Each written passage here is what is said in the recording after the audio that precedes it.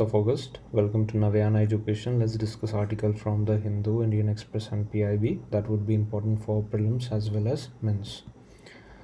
So basically today RBI announced its policy and the key rates are unchanged. Okay, now let's see first what are policy prescriptions and we'll then discuss some important terms and concepts. First of all, bank allowed to restructure stressed corporate and MSME loans, relief to individual borrowers at bank discretion, no extension announced on loan moratorium beyond August 31st, borrowing limit against gold relaxed, tenure can be extended up to 2 years for personal loans, 10,000 crore support for National Housing Bank and NABARD, startup included in priority sector lending norms. So let's start from here. What are priority sectors? Now, bank have the main function of giving the loans.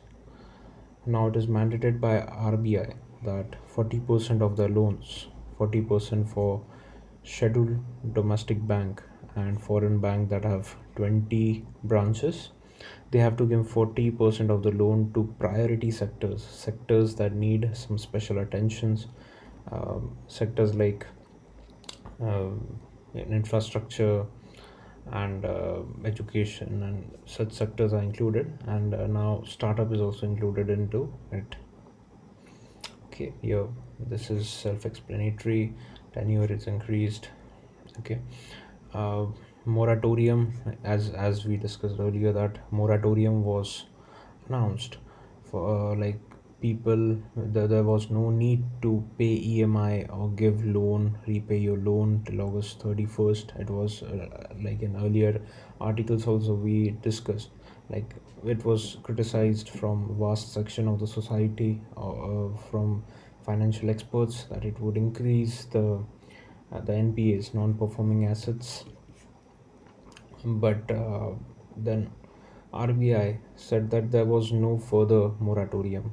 What is moratorium is a kind of a, a ban type of thing. Okay, loan moratorium. Restructuring. What is restructuring? See, if a bank give loans to a corporate, and the corporate is not able to return to it, then RBI restructures it. Now, what restructuring is? It can increase the tenure. It can convert into equity and debt, and otherwise it can, you know, put in a new management to recover its loan, and that all kind of stuff is called restructuring. Bank and COVID plan. Now, Indira Gandhi, as we know, she nationalized most of the banks, and her main focus was to allocate credit to the people who need, people and corporate who need them. By 1979, Governor Patel said that credit is not a gift, and if you are taking credit, if you are taking loan, you have to pay it one day or the other. Okay. Um, Author says that yes, modern economy grows by lending, and modern state is a welfare state, a state that considers benefit of its people first. But then, we have to think about non-performing assets. The loan that we give that don't return are considered into non-performing assets. Various measures like interest waivers, endless moratorium, as we discussed just now, blanket one-time restructuring, fudging account, reducing capital adequacy, 24-month in insolvency and bankruptcy code suspension. We discussed it earlier also. Insolvency and bankruptcy code, when a company can't give the loan, this code, when a company gets bankrupt, it is no longer financially viable for them to repay the loan. Insolvency and bankruptcy board helps to recover all that loan through various measures. We discussed it earlier. So like all these measures are increasing non-performing assets and degrading the value of banks, and their capacities are decreasing.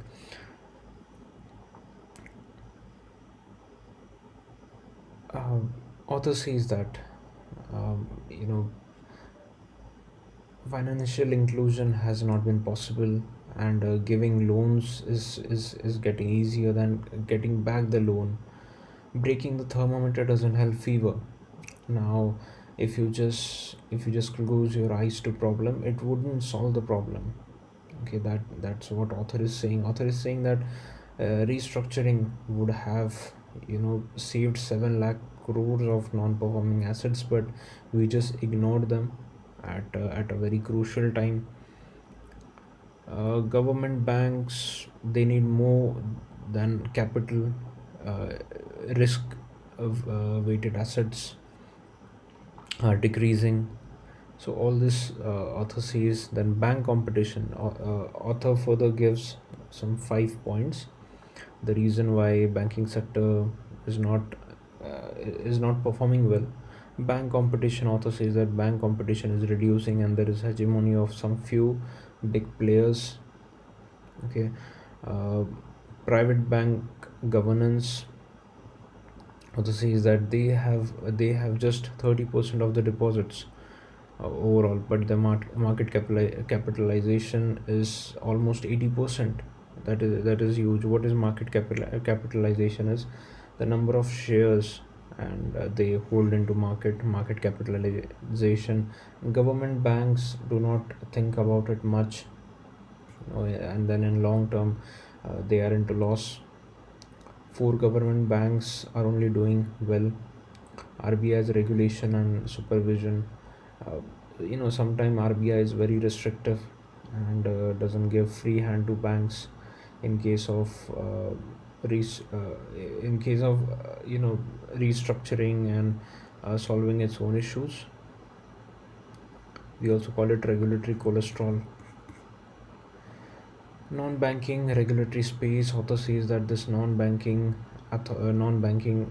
companies, that are not registered as a bank, but they are taking substantial share of banks, and that too with very less regulations, because they are not bank in a general sense, and they're not that interest rates have been kept unchanged. It was rather expected that rates would be lowered. Now let's see in a very short form about this, some basic concepts. Actually, it needs a lot of time and energy, but let's revise it in a very short span. So basically, RBI has a mandate to keep the inflation rates in 2 to 6% of the slab, and it does it through monetary policy. Okay, and it is done by RBI, and fiscal policy, that is done by the government of India. So what RBI does is called monetary policy. Now to achieve this targets, basically what RBI does, it manipulates the policy rate. Now policy rate in India is repo rate. Repo rate is called policy rate. Now you know that RBI is a central bank, under it a regular bank, under it the consumers, and under the consumers are various commodities that they buy. Now RBI take the bank take loan from RBI, and it pays some interest rate that is called repo rate, and consumer also borrows from bank and also saves in the bank. Now what happens is, when inflation is high, when this price of this commodities grow, that is indicated by consumer price index. Basically RBI considers consumer price index. Okay, when inflation rises, what RBI does, it increases its repo rate. When repo rate increases, the loan that bank was getting from RBI, uh, it also becomes costly. And so uh, below that are consumers, so the loan that would be then passed to consumers, that would also be costly. So consumer rather than are incentivized to save. Okay, so saving increases. Now if saving increases, what happens is the excess cash that consumers had during a boom period, when economy is a very good in a very good condition, that excess cash goes into saving. That's how RBI suck the excess cash from the market. Now most of the time this is not an ideal situation, because bank gets a very small proportion from RBI, and most of the funds that it gets are from savings. Okay, but yeah, this is the scenario. You'll have to consider this. Now RBI sees as the it is basically a cost push inflation. Now what is cost push inflation is this rise in commodity, the rise in price of this commodity are due to two factors: cost push and demand push. When the demand suddenly increases due to excess cash in hand of people, it is called demand push. And when cost pushes to manufacture this commodity, there are a lot of things involved. uh, you know Petrol prices are involved into it, telecom prices are involved into it, raw material prices are involved into it, various other prices are involved into it. And when rise in prices of this cost uh, is there, so automatically it would rise the cost of the goods. So RBI sees it's a cost push inflation, and various agricultural and food commodity prices are also increasing, so it is very essential to contain them. Okay, if you didn't understand or there is some doubt, don't worry. We would be discussing this policies in further lectures also. Now this committee is established, KV Kamath Committee by RBI. It is for one-time loan restructuring. We discussed what is restructuring is. Okay, so this can be in prelims directly. What is KV Kamath Committee recently formed was in news for this article. An invincible humanitarian crisis. Author says that the rural migrant crisis that was widely covered, migration issues widely covered, they are nowhere talked about recently. uh, you know uh, this COVID condition, uh, 400 million new workers would be pushing into extreme poverty, that is less than $1.90 a day. So no one is talking about that. There are public policy failures at a lot of level. uh, you know the labor right, uh, the regimes of labor right, various laws that are not working into favor of laborers. Even yesterday we saw it. India slipped to 102nd position in global hunger report that ranked 117 countries. So there would be huge humanitarian crisis uh, that author talks about in coming times. So basically we'll have to deal with more public, some more public policy. We also discussed in earlier lectures that there has to be direct cash transfers. uh, okay, uh, job opportunities, Manrega should be strengthened, more funds should be given into that. Like that you can think of more such policies that would cater to uh, this this segment of the society, you know. Other this article we would be talking about the border disputes that are going on. uh, it wasn't In earlier articles we talked about the disputes that were going on with China, this LAC, line of actual control. Now even Pakistan released a map Now it included the whole of Jammu and Kashmir into its map. It included the Sir Creek region into it. It included the Siachen region into it. That was hugely criticized by intelligentsia in India. You can see here is Sir Creek. This is what China looks into. This is what China claims, and this is what India claims. So this is a ongoing dispute between India and China. And now, due to this release of the map, there's again debates going on. Okay. Even we had disputes with Pakistan recently, because Pakistan also released a map, and it included into it this Lipu Lake Pass, Kala Pani, Limpia Dhura in western Nepal. You can see here in maps. It included that into its map, and again, so now we are having ongoing border disputes with China in this side, Pakistan in this side, Nepal in this side. That's a three-front war that's going on amid of the pandemic crisis. Stray into troubled water. Now this is again continuation of the border disputes that we are having with Pakistan. So here, as you can see, these borders here are not defined actually, and very narrow gap is there.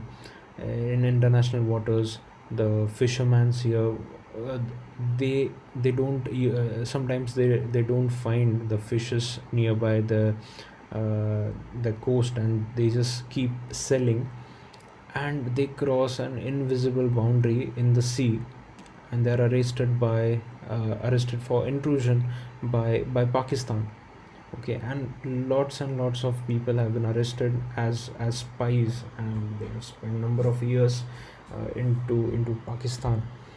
In 2008, there were meetings held, but even in 2013 there were meetings, but there haven't been any solid conclusion, and most of the fishermen, innocent fishermen who were just there to feed the family, they have been arrested. Now in this pandemic condition, their family doesn't even know what is going on there. Even the boats are seized after the release. If the boats are not given to them, it's of no use, because that is the bread and butter of them. Now this article, today is National Handloom Day. So it came in Indian Express. So basically very relevant for our prelims. The dolls and where they are found. Karuna dolls from Punjab. The name comes from Karuna, that is feeling of giving. You can say that is found in the langar given in gurudwaras in Punjab. Rajasthan Maru doll. It is related to folk tale Dhola Maru. Kovit Kumari from Haryana. Okay, Pudducheris Tsunamika. It came from the tsunami waves. Chekutti Kerala. Kadakali Kerala. You just have to by heart them. Just read 2 to 3 times. You'll memorize them. Katputli Rajasthan. Kundei Orissa. Ravanachaya Orissa. Gombayata Karnataka. Bommalattam Tamil Nadu. Togulu Gombiyatta Karnataka. Tholu Bommalata Andhra Pradesh. Putulu Nouch West Bengal. Yampuri Bihar. Pavakuttu Kerala. Okay, this is Korvai. What is Korvai? It's a textile weaving technique found in Tamil Nadu. Okay, so that is all for today. Thank you.